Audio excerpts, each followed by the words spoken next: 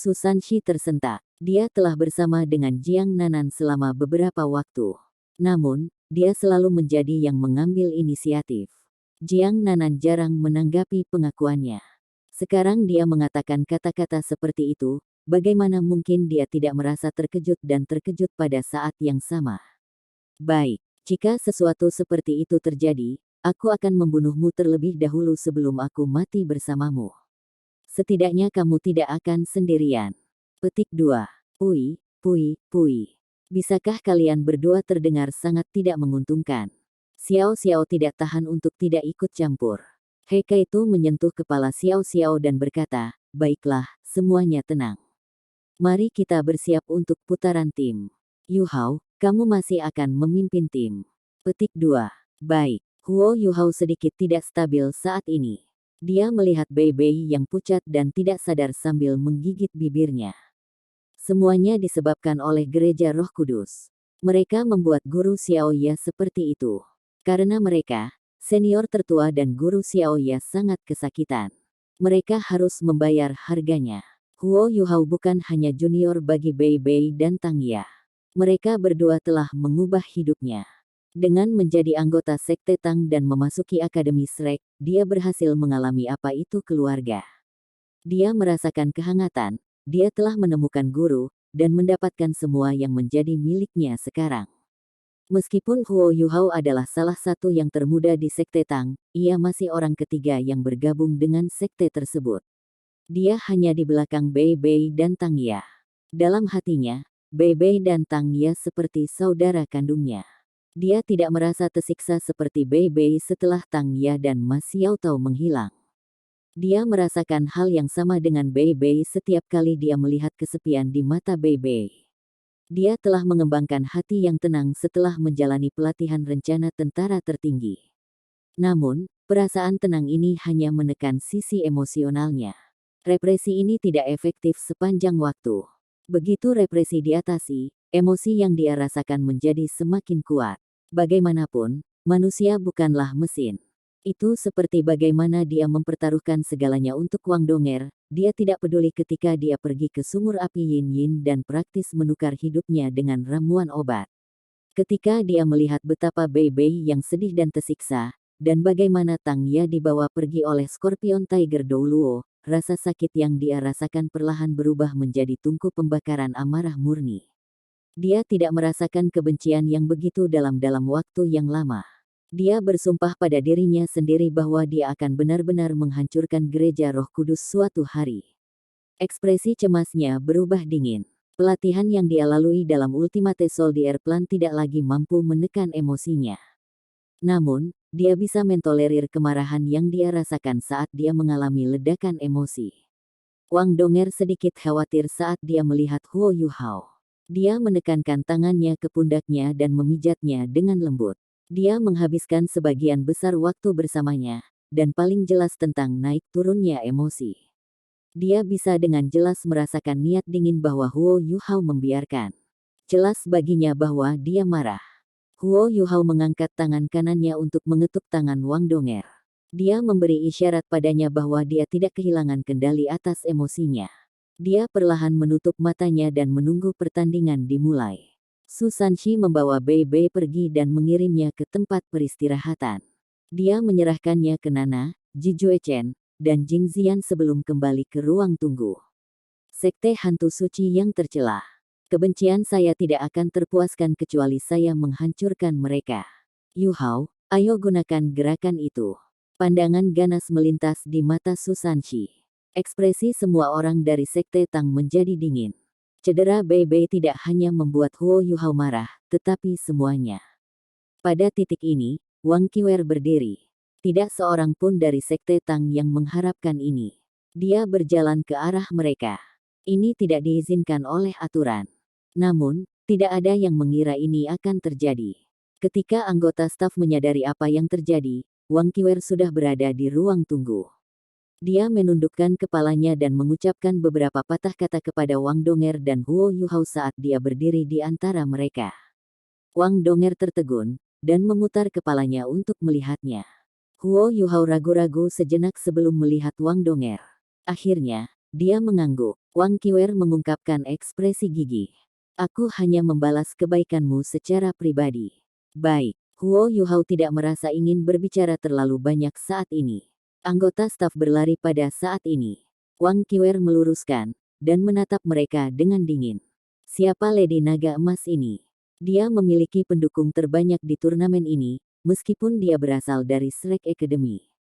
Semua anggota staf berhenti ketika dia menatap mereka dengan dingin. Setelah itu, mereka hanya menyaksikan ketika dia berjalan kembali ke area istirahatnya. Namun, tidak ada yang memperhatikan bahwa ada sesuatu yang berbeda tentang Wang Qiwer sebelum dan sesudah dia berbicara dengan Huo Yuhao. Tanda hubung. 15 menit berlalu dalam sekejap. Di atas panggung, 5 anggota dari Sekte Tang berdiri pada saat yang sama ketika Zheng Zan meminta anggota yang bersaing dari kedua tim untuk memasuki panggung. Wang Donger mendorong kursi roda Huo Yuhao ke atas panggung terlebih dahulu, dan 4 lainnya mengikuti di belakang. Ada aura keras yang naik secara halus dari mereka. Di sisi lain, 4 anggota Sekte Roh Kudus yang tersisa juga naik panggung. Mereka berempat memiliki angka yang berbeda. Namun, mereka semua adalah pria muda. Orang yang memimpin telah duduk di posisi terakhir sebelumnya di ruang tunggu. Orang ini juga yang terbesar dari semua anggota tim Holy Ghost Sect. Dia bahkan lebih besar dari Hekaitu, dengan bahu yang sangat lebar. Ketika dia berjalan di depan mereka, 3 lainnya benar-benar diblokir di belakangnya. Mereka berempat datang ke tengah panggung dan menghadapi ke-6 dari Tang Sekte. Meskipun mereka kalah jumlah, aura yang mereka keluarkan sepertinya tidak kalah. Mereka melepaskan kekuatan dingin dan menakutkan dari tubuh mereka, dan suhunya sepertinya turun. Kedua belah pihak, tolong laporkan namamu, kata Zheng Zan. Dia tahu bahwa ini mungkin pertarungan paling sulit yang akan dia wasit, meskipun tidak ada tim yang memiliki kekuatan penuh. Jika 10 dari mereka bertarung melawannya, dia tahu bahwa tidak akan mudah untuk mengalahkan mereka, terutama 4 tuan jiwa jahat yang misterius. Zheng Zan bisa mengatakan bahwa Bei Bei mampu mengalahkan 2 lawannya sebelumnya karena dia memiliki elemen alami yang bisa menekan tuan jiwa jahat. Namun, apakah sisa Sekte Tang memiliki kemampuan seperti itu? Master jiwa jahat tidak bisa diukur menggunakan logika. Pernah ada master roh jahat yang telah membunuh 10 tuan jiwa pada tingkat kultivasi yang sama dengannya. Ada 4 tuan jiwa jahat seperti itu sekarang. Tidak ada yang tahu apa yang mampu mereka lakukan, karena mereka tidak pernah muncul di chapter sebelumnya. Tuan-tuan roh jahat yang telah bersaing di putaran sebelumnya semua berada di area istirahat sekarang. Mereka tidak diragukan lagi pengganti bagi beberapa penguasa jiwa jahat terakhir di atas panggung sekarang. Tang Sekte, Huo Yuhao. Sebagai pemimpin tim akting, Huo Yuhao melaporkan namanya terlebih dahulu. Tang Sekte, dia Kaitu. Tang Sekte, Susanshi. Tang Sekte, Jiang Nanan. Tang Sekte, Xiao Xiao. Tang Sekte, Wang Donger. 6 dari mereka menggunakan metode paling sederhana untuk melaporkan nama mereka. Mereka tidak punya niat untuk menyembunyikan niat membunuh yang datang dari tubuh mereka. Orang terbesar dari Sekte Roh Kudus berkata, Sekte Roh Kudus, Lu Genggeng. Sekte Hantu Suci, Yan Feng. Sekte Hantu Suci, Tang Dai. Sekte Hantu Suci, Guyu. 4 orang, 4 suara berbeda. Suara Lu Genggeng keras dan jelas. Ini jarang terjadi di antara tuan jiwa jahat. Bukan saja dia tidak terdengar menakutkan, dia bahkan tampak cukup bersemangat. Dari 3 di belakangnya, Yan Feng memiliki sosok paling biasa. Namun, aura yang dia pancarkan adalah yang paling dingin dan paling menakutkan. Dia merasa seperti ular berbisa yang menyeramkan. Tang Dai menyembunyikan auranya yang terbaik. Hanya dari auranya, rasanya seperti dia adalah orang biasa. Huo Yuhao bahkan tidak bisa merasakan gelombang kekuatan jiwa dari tubuhnya. Dia cukup tinggi, hanya setengah kepala lebih pendek dari Lu Genggeng, tetapi sangat kurus. Guyu sangat kekar. Bahunya hampir selebar Lu Genggeng, tetapi tingginya mencapai hanya melewati pinggang Lu Genggeng. Saat mereka berempat berdiri di sana, perasaan pertama yang mereka berikan adalah tidak cocok. Kedua belah pihak, mohon mundur dan bersiaplah untuk memulai pertarungan, Zheng Zan menginstruksikan mereka. 10 dari mereka berbalik pada waktu yang hampir bersamaan dan berjalan menuju sisi panggung masing-masing. Saat mereka bergerak, Huo Yuhao mengaktifkan deteksi spiritualnya. Dia juga menggunakan tiruannya untuk menyembunyikan cincin jiwanya. Dengan deteksi spiritualnya, Huo Yuhao secara alami tidak perlu menggunakan kata-kata untuk berkomunikasi dengan teman satu timnya. Di sisi lain, keempat tuan roh jahat tampaknya tidak berinteraksi satu sama lain sama sekali. Mereka juga tidak bergegas. Mereka juga berjalan perlahan ke sisi panggung. Zheng Zan mengangkat tangan kanannya ketika kedua belah pihak mencapai sisi panggung masing-masing. Itu pertanda bagi semua orang bahwa mereka harus bersiap untuk pertandingan dimulai. Sekte Tang dengan cepat mengatur formasi mereka. Mereka melakukannya secara berbeda dari putaran sebelumnya. Kali ini, Su Sanxi tidak ada di depan, He Kaitu berada. Xiao Xiao ada di sebelah kiri di baris kedua, sementara Jiang Nanan di sebelah kanan. Su Sanxi berdiri di belakang Wang Donger.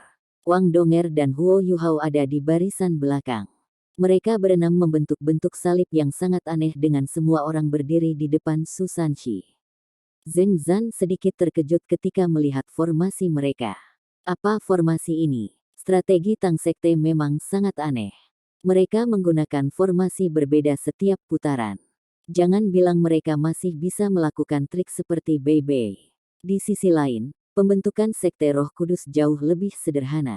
Lu Genggeng dan Tang Dai berdiri di depan, sementara Yan Feng dan Gu Yu berdiri di belakang mereka. Mereka berempat membentuk kotak sederhana. Melihat bahwa kedua pihak sudah dalam posisi dan tidak memiliki niat untuk berubah, Zheng Zan mengambil napas dalam-dalam sebelum berteriak, "Berjuang, mulai." Para anggota kedua tim melepaskan jiwa bela diri mereka segera. 6 cincin jiwa Kaitu bersinar. Setelah ini, binding light muncul di dadanya. Sisanya juga melepaskan jiwa bela diri mereka. Cincin jiwa yang menyilaukan mulai naik. Zheng Zan adalah insinyur jiwa kelas 9. Di antara 10 pesaing di atas panggung saat ini, hanya He Kaitu yang merupakan insinyur jiwa. Jadi, dia secara alami memperhatikan kinerja He Kaitu. Saat turnamen mencapai tahap ini, semua sekte rekayasa jiwa telah diusir. He Kaitu adalah satu-satunya insinyur jiwa yang tersisa. Sangat sulit untuk mengatakan apakah Huo Yuhao adalah seorang guru jiwa, atau seorang insinyur jiwa. Melihat bahwa He Kaitu segera menggunakan binding light kelas 7-nya, Zheng Zan mengerutkan alisnya. Idiot ini kenapa dia menggunakan binding light miliknya sekarang? Tidakkah dia tahu jarak efektifnya hanya 6 meter? Ini adalah kesalahan yang seharusnya tidak dilakukannya. Dia hanya insinyur jiwa kelas 6. Binding light akan sangat mengurangi kekuatan jiwanya. Selanjutnya, binding light akan mulai mengkonsumsi kekuatan jiwanya saat dia membuka laras. Bagaimana dia bisa bergerak dalam keadaan seperti itu?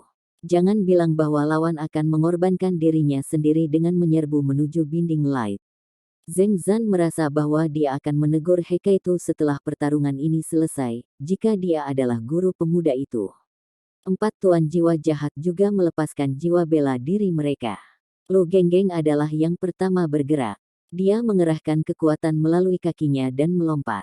Dia tidak melompat terlalu tinggi, hanya melompat 2 meter ke udara, dan hanya maju ke depan selama 4 atau 5 meter. Namun, dia menggelembung saat dia melompat. Pada saat dia mendarat, jubah hitamnya sudah terbuka. Dia telah menjadi monster yang sangat besar dan menakutkan. Setelah melepaskan jiwa bela dirinya, Lu Genggeng tumbuh setinggi lebih dari 5 meter.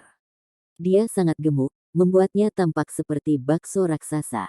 Kakinya yang tebal sangat pendek. Ketika dia mendarat di tanah, semua orang dari Sekte Tang merasakannya di bawah kaki mereka. Suara berderak keras juga bergema dari panggung. Monster macam apa ini? Semua penonton terpana ketika menyaksikan ini. Lu Genggeng seperti pria gemuk. Tubuhnya memancarkan gelombang kekuatan jiwa hijau gelap. Yang aneh adalah bahwa gelombang-gelombang ini seperti kabut aritmia ketika mereka naik di sekitar tubuhnya. Kepalanya membengkak seperti bola, dan mata merah darahnya tampak sangat galak.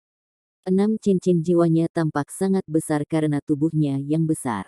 Yang menakutkan adalah bahwa potongan-potongan lemak di lengan dan pundaknya tampaknya telah dijahit bersama.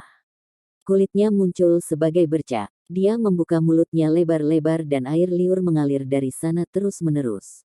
Saat mendarat di lempengan baja di tanah, embusan asap membubung. Ketika mereka melihatnya, semua orang dari Tang Sekte tidak bisa tidak mengingat Feng Ling. Namun, Feng Ling menakutkan karena napasnya yang bau. Air liur dari pria gemuk ini di depan mereka sekarang jauh lebih menakutkan. Setelah dia membesar dalam ukuran, Lu Genggeng menyerbu menuju Sekte Tang dengan gerakan berayun. Semua orang dari Sekte Tang terkejut ketika mereka melihatnya. Apa jiwa bela dirinya? Hanya mata Huo Yuhao yang bersinar dengan dingin. Kekejian. Ini momok yang menakutkan. Ini memakan mayat untuk meningkatkan kekuatannya. Setelah terluka, ia bisa melahap mayat untuk pulih. Kemampuannya harus mencakup kecepatan, kontrol, dan serangan. Ini adalah jiwa bela diri yang sangat kuat, komprehensif dan jahat. Berhati-hatilah terhadapnya. Aura hijau gelap di sekitarnya seharusnya beracun. Petik 2. Ini sebenarnya adalah kekejian. Huo Yuhao dalam hati ngeri. Meskipun dia bisa menunjukkan karakteristik kekejian ini, itu sebenarnya pertama kalinya dia melihatnya. Dia telah belajar segalanya tentang kekejian dari Electrolux ini. Bahkan di dunia momok, kekejian menduduki peringkat teratas. Di sebelah Lu Genggeng, Tang Dai juga mengambil langkah besar ke depan. Dia tidak sekuat Lu Genggeng saat dia melompat maju. Namun, transformasi pada tubuhnya tidak kalah menakutkan. Tubuhnya bertambah besar dengan setiap langkah yang diambilnya. Ketika dia tiba di samping Lu Genggeng, dia sebenarnya setengah meter lebih tinggi darinya. Namun, dia tidak gemuk seperti kekejian. Dia telah berubah menjadi kerangka besar yang terbuat dari tulang emas gelap. Transformasi pada kedua tubuh mereka terlalu aneh. Para penonton tidak bisa membantu tetapi berseru hal-hal jijik. Tanda hubung. Di panggung utama, Su Tianran mengerutkan alisnya. Dia tiba-tiba merasa bahwa itu adalah kesalahan untuk membiarkan Sekte Roh Kudus berkompetisi di turnamen ini. Keberadaan mereka terlalu banyak untuk diambil oleh orang biasa dan guru jiwa. Para pejabat kekaisaran Sun Mun mengungkapkan ekspresi heran di wajah mereka, dan mereka tidak bisa menyembunyikan rasa jijik mereka. Rasa jijik terhadap hantu sudah seperti ini sejak dahulu kala. Kali ini bukan pengecualian. Su Tianran menghela nafas dalam hatinya. Sepertinya dia tidak bisa membiarkan Sekte Roh Kudus menang pada akhirnya. Kalau tidak, dia akan berada di bawah tekanan besar di dalam kerajaannya sendiri terlepas dari apa yang terjadi pada kerajaan lain di benua itu. Para penguasa jiwa jahat ini lebih baik disimpan dalam kegelapan. Ketika dia memikirkan hal ini, dia membuat keputusan. Tidak apa-apa jika Holy Ghost Sect kehilangan pertandingan semifinal ini. Bahkan jika mereka menang, dia akan membuat mereka kehilangan final dan memberikan kejuaraan ke Akademi Shrek. Dibandingkan dengan posisinya di kekaisaran, kehilangan gelar juara di Akademi Shrek tidak akan mempengaruhi reputasi kekaisaran. Tanda hubung. Raja Kerangka. Pertahanan fisik dan energinya sangat kuat. Ia mahir dalam penyerangan fisik, tetapi kelemahannya terletak pada ketidakmampuannya untuk menyerang dari jarak jauh. Huo Yuhao segera memperingatkan rekan satu timnya saat dia melihat transformasi Tang Dai. Pada saat yang sama, ia juga ragu. Sepertinya banyak dari master jiwa jahat ini terkait dengan hantu. Saudara-saudara Zhongli yang saya temui sebelumnya sangat mahir mengendalikan jiwa. Wang Xiaolei juga iblis penyihir, yang mirip dengan hantu. Jiwa bela diri kedua ini juga tampak seperti Abomination dan Skeleton King. Mereka adalah beberapa jiwa bela diri terkuat di antara hantu. Tidak heran mereka mampu mewakili Sekte Roh Kudus untuk bersaing. Yan Feng dan Gu Yu sama-sama diblokir oleh Raja Kerangka dan Kekejian. Namun, sangat disayangkan bahwa lawan mereka adalah Sekte Tang. Dengan deteksi spiritual Huo Yuhao, tidak mungkin mereka bisa menyembunyikan diri. Lingkaran biru es menyala di bawah kaki Yan Feng. Halo ini muncul bersamaan dengan cincin jiwanya. Lingkaran itu menyebar keluar saat tubuhnya menjadi lebih kuat. Sisik naga mulai muncul di kulitnya, merobek jubah hitamnya. Yan Feng adalah satu-satunya penguasa jiwa jahat lainnya yang tampak seperti manusia, selain Tang Ya. Dia sangat tampan. Saat sisik naga muncul di tubuhnya, ia bertambah besar. Tatapannya juga menjadi lebih tajam, dan aura dinginnya melonjak. Cincin jiwanya naik dengan cepat. 2 cincin jiwa kuning, 2 ungu dan 3 hitam. 7 sage jiwa berdering. Dia sebenarnya adalah sage jiwa. Dia adalah sage jiwa jahat, sama seperti Tang Ya. Ketika semua orang dari Tang Sekte melihat 7 cincin jiwa Yan Feng, mereka menjadi sangat serius. Jika bukan karena fakta bahwa Bei Bei telah menyingkirkan 2 tuan jiwa jahat 6 cincin dan menyebabkan Tang Ya 7 cincin kehilangan kendali, mereka mungkin telah benar-benar ditekan dalam pertarungan 7 lawan 7, karena Sekte Roh Kudus memiliki 2 orang bijak jiwa yang jahat. Bahkan sekarang, mereka berada dalam situasi yang mengerikan. Yan Feng adalah sage jiwa, sedangkan sisanya semua adalah kaisar jiwa. Jiwa bela diri Gu Yu adalah staf tulang panjang. Staf tulang terbuat dari tulang putih, dan panjangnya 3 meter.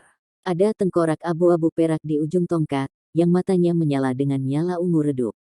Dia adalah master jiwa jahat yang sangat kuat.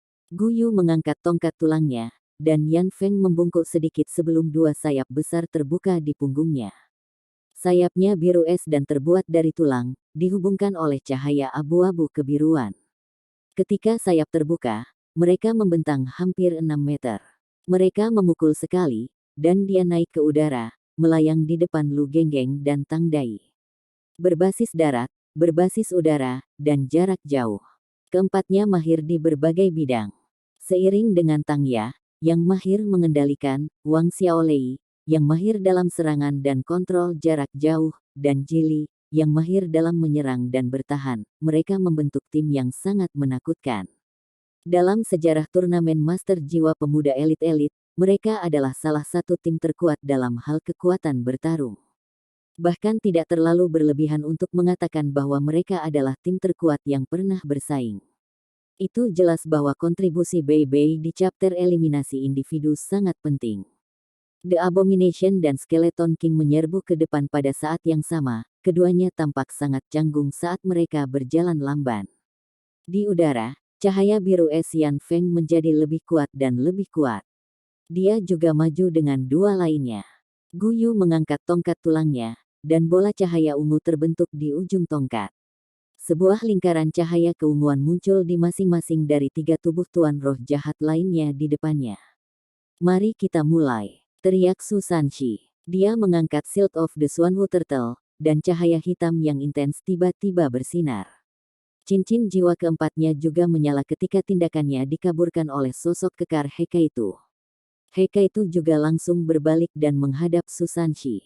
Xiao Xiao melepaskan Three Life Soul Cruise Cauldron dan mengepung Su Sanshi di tengah-tengah mereka. Apa yang mereka lakukan? Jawabannya segera terungkap. Saat lampu hitam menyala, Su Sanshi menghilang. Orang lain segera menggantikannya, muncul di tengah 5 anggota Tang Sekte lainnya.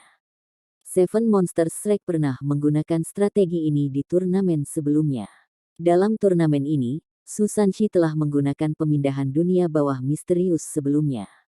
Namun, dia telah merahasiakan strategi ini sampai sekarang untuk menghadapi lawan terkuat mereka. Huo Yuhao tidak memilih Tang Dai, Lu Genggeng atau Yan Feng. Dia memilih Gu Yu sebagai gantinya, yang ada di sana untuk mendukung 3 lainnya. Sangat mudah baginya untuk membuat keputusan ini. Lu Genggeng dan Tang Dai terlalu besar. Formasi Tang Sekte kemungkinan akan dipaksa keluar dari bentuk jika salah satu dari mereka dipindahkan. Pada saat yang sama, kedua jiwa bela diri mereka membela diri, sementara Yan Feng adalah sage jiwa. Huo Yuhao tidak percaya diri dalam menyingkirkan mereka dengan cepat. Jadi dia mengalihkan sasarannya ke Gu Yu, yang hanya seorang kaisar jiwa, tetapi yang kemampuannya bersifat jangka panjang, mengendalikan, dan tambahan. Dengan bimbingan deteksi spiritual, pemindahan dunia bawah misterius Su Sanshi masih berlaku meskipun dia tidak bisa melihat atau dilihat oleh lawan-lawannya. Seketika, keduanya bergeser posisi. Gu Yu heran menemukan bahwa ia berada di wilayah musuh. Dia bahkan dikelilingi. Sekte Tang disiapkan. Wang Donger menarik kursi roda Huo Yuhao dan melompat mundur, bersama dengan 4 anggota tim lainnya. 3 kuali Xiao Xiao dilepaskan pada saat ini. Dengan ledakan keras, gemetar kuali itu terdengar. Gu Yu baru saja muncul, tetapi kekuatan tumbukan yang sangat besar dari kuali segera mengenai dia. Guyu masih sedikit bingung, tapi dia sudah benar-benar terjebak. Mereka tidak sepenuhnya tidak berdaya melawan pemindahan dunia bawah misterius Susanshi. Setelah semua, Tang Sekte memang menggunakannya beberapa kali sebelumnya di turnamen. Sementara mereka menemukan bahwa keterampilan ini dapat dianggap sebagai keterampilan ilahi untuk seorang guru jiwa tipe pertahanan, guru jiwa harus terlebih dahulu dapat mengunci posisi lawannya. 4 tuan roh jahat yang tersisa semuanya sangat kuat. Kecuali untuk Guyu, 3 lainnya akan sangat tahan bahkan jika mereka dikelilingi, dan masih bisa melepaskan kekuatan bertarung besar mereka. Karena itu, mereka tidak takut dipindahkan. Mereka juga siap untuk itu. Guyu dilindungi oleh Raja Kerangka dan Kekejian. Dia adalah master jiwa tipe tambahan dan tipe kontrol. Selama dia tidak dikunci oleh Susanshi, dia tentu saja tidak perlu takut. Ketika dia melepaskan kemampuannya, dia bahkan mungkin lebih menakutkan daripada 3 lainnya. Namun, siapa yang mengira Susanshi akan menggantikannya tanpa mengetahui posisinya? Perubahan mendadak dalam peristiwa ini menyebabkan Guyu panik. Sementara Gereja Roh Kudus adalah sekte penguasa jiwa jahat, mereka bahkan lebih gigih daripada sekte tubuh dalam keyakinan mereka pada kemampuan guru jiwa, dan membenci alat jiwa. Ini juga mengapa tidak ada penguasa jiwa jahat yang dilengkapi dengan invincible barriers. Kalau tidak, BB tidak akan mudah membunuh mereka sebelumnya. Guyu memang master roh jahat yang kuat. Ketika dia menemukan bahwa dia terjebak, cincin jiwanya yang keenam bersinar tanpa ragu-ragu. Ketika cincin jiwa hitam terlintas, tubuhnya mulai berubah bentuk. Cauldron Quaking Tremble Xiao-Xiao menyapu melewatinya, tetapi tidak berpengaruh padanya. Kosong. Itu adalah keterampilan jiwa yang sangat kuat. Keterampilan jiwa ini memungkinkan tubuh seseorang menjadi seperti udara, dan membuat seseorang tahan terhadap serangan kekuatan fisik dan jiwa. Lebih tepatnya, kedua jenis serangan ini tidak efektif terhadapnya setelah void-nya mulai berlaku. Di Gereja Roh Kudus, hanya murid-murid yang luar biasa yang memiliki kesempatan untuk memperoleh keterampilan jiwa semacam itu dengan bantuan para atasan. Pada saat-saat kritis, itu bahkan mungkin lebih efektif daripada invincible barrier. Namun, void tidak melindungi satu dari segalanya. Huo Yuhao juga ditempatkan di tempat yang sulit sekarang. Cahaya keemasan melintas dari dahinya, dan matanya yang vertikal menyala. Guyu tidak bisa menyerang, karena ia dalam kondisi void-nya. Ketika 3 anggota timnya menyadari ada sesuatu yang salah, Susanshi sudah di belakang mereka. Bercak cahaya hitam melonjak. Itu adalah domain Xuanwu. Untuk menunda mereka bertiga, Susanshi menggunakan kekuatan domainnya. Mereka bertiga tampaknya telah jatuh ke dalam rawa yang dalam, dan tidak bisa membebaskan diri. Bukan hanya ini, tetapi cincin jiwa pertamanya juga menyala. Gempa dunia bawah misterius dilepaskan. Cahaya hitam di domain Xuanwu mulai bergetar, menyebabkan 3 tuan jiwa jahat jatuh di bawah kendali Susanshi dalam domain ini. Susanshi sudah banyak berdarah saat ini. Ini adalah pengorbanan yang dia lakukan untuk memenangkan putaran tim. Keterampilan jiwa keenamnya tidak mudah dikendalikan. Seiring dengan fakta bahwa cedera lamanya belum pulih, dia berada di bawah tekanan besar saat dia melepaskan semua kekuatannya, meskipun dia berhasil menjebak lawan-lawannya. Lampu emas keunguan bersinar. Guyu menjerit menyedihkan. Topi dan kerudung bambu hitamnya terbentur dari kepalanya, memperlihatkan wajah pucat-pucat dan kepalanya yang botak. Namun, kepalanya tampak dalam kondisi yang sangat berbahaya sekarang. Ada darah mengalir keluar di mana-mana, dan tubuhnya tampak sangat tidak stabil. Kekosongannya memang mampu mencegah sebagian besar serangan kekuatan fisik dan jiwa. Namun, itu tidak bisa menahan kekuatan spiritual. Huo Yuhao sangat membenci Sekte Roh Kudus, dan dengan demikian dia segera menggunakan taktik terkuatnya melawan mereka saat dia bergerak. Dia menggunakan mata takdir dan syok spiritual. Cahaya keunguan keemasan itu seperti pedang tajam yang menusuk jauh ke dalam jiwa lawannya. Guyu langsung keluar dari kondisi void-nya. Arai heksagram emas dilepaskan pada titik ini. Saat naik, itu mendarat di tubuh Guyu pada saat yang sama dengan binding light yang muncul di belakang punggungnya. Tanpa kekosongannya, bagaimana dia bisa menolak terikat. Selain itu, pikiran Guyu benar-benar kosong pada saat ini, karena jiwanya telah sangat rusak. Sayap Wang Donger terbuka, dan dia melayang ke udara pada saat yang sama ketika dia menggunakan heksagram arainya. Saat tubuhnya melintas, dia tiba di depan Guyu. Dia mengangkat tangan kanannya dan mengarahkan jari telunjuknya 1 inci dari dahi Guyu. Tangan kanannya berubah keemasan. Meskipun dia hanya menunjuk 1 jari, ujung jarinya tampak bersinar seperti matahari kecil. Cahaya keemasan seperti oksair menyala sebelum menghilang. Guyu menyandarkan kepalanya ke belakang, dan cahaya keemasan menembus bagian belakang kepalanya sebelum menghilang di udara. Tubuhnya menjadi benar-benar kaku. Pada saat itu, 3 tuan jiwa jahat lainnya tahu bahwa Guyu sudah mati. Ketika mereka melihat Guyu dipaksa keluar dari kondisi void oleh syok spiritual Huo Yuhao, mereka tahu dia adalah orang mati. Mereka memang ganas. Mereka tidak mencoba membebaskan diri dari wilayah Xuanwu milik Susanshi.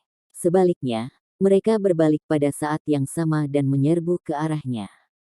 Karena salah satu dari mereka sudah mati, mereka harus menyeret setidaknya 1 orang dari Tang Sekte ke bawah bersamanya. Susanshi sangat penting bagi Sekte Tang. Tanpa tuan jiwa tipe pertahanan mereka, Sekte Tang akan merasa sulit untuk melawan mereka bertiga. Mereka bertiga memang sangat kuat. Tang Dai mengangkat tangannya, dan lengannya yang hitam dan kurus berubah menjadi 2 tulang hitam pekat yang menebas pada saat yang sama. Dia berhasil mengukir jalur melalui domain. Lu Genggeng memancarkan cahaya merah-merah, meningkatkan kecepatannya di domain. Dia menyerang Susanshi dengan gila-gilaan dan membuka mulutnya. Sepertinya dia ingin menelan yang lain. Yan Feng masih yang paling menakutkan. Dia memancarkan cahaya biru es yang kuat, dan tubuhnya melebar lebih jauh saat dia terbang. Saat sayapnya mengepak ke depan, 2 garis cahaya seperti kabut biru es melesat ke arah Susanshi. Dimanapun 2 garis cahaya berlalu, domain Xuanwu milik Susanshi tampak seperti membeku di tempat. Tidak peduli seberapa kuat Susanshi, dia masih segera ditempatkan dalam posisi genting melawan 3 tuan jiwa jahat yang kultivasinya tidak kalah dengan miliknya. Di sisi lain panggung, Huo Yuhao dan yang lainnya segera bertindak setelah menyingkirkan Guyu. Jiang Nanan dan Xiao Xiao meningkatkan kecepatan mereka saat mereka maju ke depan menuju lawan mereka. Heike itu melepaskan mata ketakutan kelas 7-nya ke udara. Itu terlalu penting di chapter tim ini. Dengan itu, lawan mereka akan sangat resah dan berhati-hati. Huo Yuhao dan Wang Donger adalah yang paling aneh. Setelah Wang Donger Broken Devil of Light menghancurkan otak Guyu, dia berputar di udara dan mendarat di kursi Huo Yuhao. Dia menekuk lutut dan mendarat di pangkuan Huo Yuhao.